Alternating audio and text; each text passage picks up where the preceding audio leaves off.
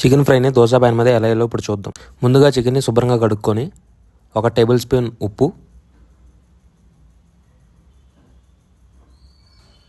1 table spoon కారం, 1 table spoon అల్లం వెల్లుల్లి పేస్ట్, తర్వాత నిమ్మబద్దని ఫుల్లుగా పిండి కొంచెం ఆయిల్ వేసుకొని మంచిగా కలపాలి. కలిపి ఉంచాలి.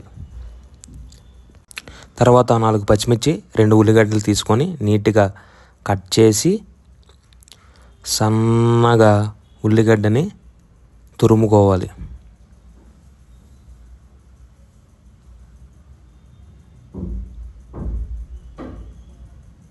తర్వాత పచ్చిమిర్చిని వీడియోలో చూపించినట్టు నీట్గా కట్ చేసుకోవాలి.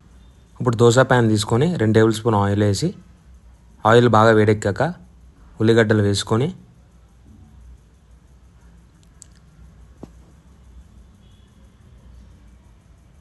తర్వాత పచ్చిమిర్చి వేసుకోవాలి.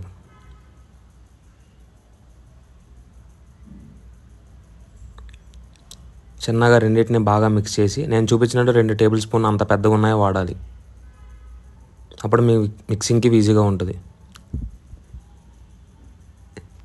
బాగా కలుపుకున్న చికెన్ని ప్యాన్ మీద వేసి చిన్నగా వేయాలి. ప్యాన్ మీద నీట్గా వీడియోలో చూపించినట్టు నీట్గా మొత్తం మిక్స్ చేసుకోవాలి.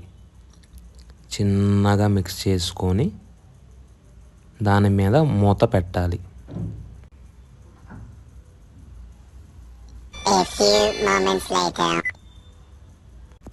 ఒక 10 నిమిషాల తర్వాత మూత తీస్తే చికెన్ నుంచి మీకు వాటర్ లాగా కనిపిస్తాయి.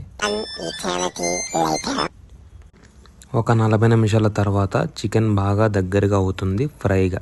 అప్పుడు దాంట్లో చికెన్ మసాలా పౌడర్ వేసుకొని కొంచెం కొత్తిమీర, కొంచెం జీడిపప్పు వేసి బాగా కలుపుకుంటే గుమ్మగుమ్మలాడే చికెన్ ఫ్రై రెడీ అవుతుంది.